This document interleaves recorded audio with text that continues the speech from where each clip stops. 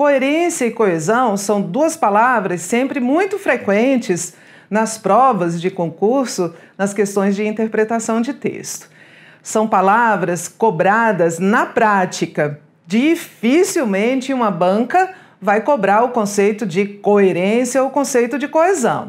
Na verdade, de modo geral, as bancas cobram interpretação de texto a partir de habilidades de leitura, que são habilidades práticas, e não a partir de conceitos, de elementos teóricos. Mas vamos lá trabalhar o conceito que é para a gente entender. A coerência é a relação de sentido entre as partes do texto.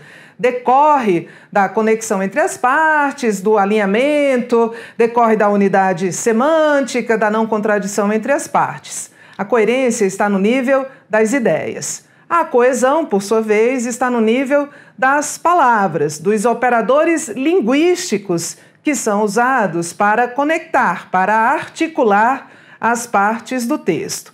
Basicamente, temos dois tipos de coesão. A coesão referencial, obtida por meio de termos que fazem referência a outros termos do texto, e a coesão sequencial, obtida por meio de conectores, que são as conjunções, as preposições e as respectivas locuções. Mas, eu repito, não é esta teoria de texto, essa base teórica que o examinador quer de você. Ele quer de você a capacidade de reconhecer, ao longo da leitura do texto, um termo de referenciação e seu respectivo referente. Então, aparece um pronome eles na linha 8 do texto que você está lendo. E na hora em que você lê o pronome eles, você tem de saber quem são eles. Que termo este pronome eles está representando. E isso é uma habilidade de leitura sem a qual nós não entendemos o texto, e é por isso que ela é unanimemente cobrada em todas as bancas. Vamos fazer uma questão de coesão referencial e vamos trabalhar aqui uma pequena nomenclatura que também raramente é cobrada na prova. Repito que as provas são muito mais de habilidades do que de bases conceituais.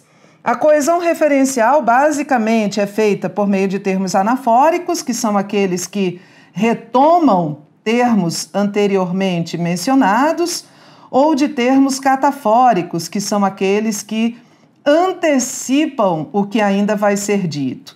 O nosso discurso é muito mais de anáfora, de retomada, do que de antecipação. E o meu conselho, a minha orientação, a minha recomendação é que você não espere o examinador pedir a referência desses termos, que você faça isso ao longo da sua prova. Então, este texto diz assim: Ciron Franco, artista plástico contemporâneo, realiza uma montagem em Brasília em 1990, no Dia da Criança. A obra é uma bandeira brasileira feita de caixões, bandeira feita de caixões coloridos, de crianças, exposta a obra ou a bandeira em frente ao Congresso Nacional. Desconstrói a obra no coração do poder político brasileiro, o emblema da pátria e a imagem do Brasil como país do futuro. A expressão o emblema da pátria remete a Congresso Nacional. Não, a expressão o emblema da pátria remete à bandeira brasileira. É um elemento de coesão. Foi empregado para garantir a conexão entre as partes, a ligação deste período com o período anterior, e foi empregado aqui um sinônimo contextual, né? A bandeira brasileira, o emblema da pátria, mas não retoma Congresso Nacional pelas relações de sentido. Então o item está errado e vou reforçar a minha recomendação: faça a leitura do texto já observando essas relações. É uma maneira de nós mantermos a concentração na leitura e uma maneira de entender, antes de o examinador perguntar, as relações coesivas do texto.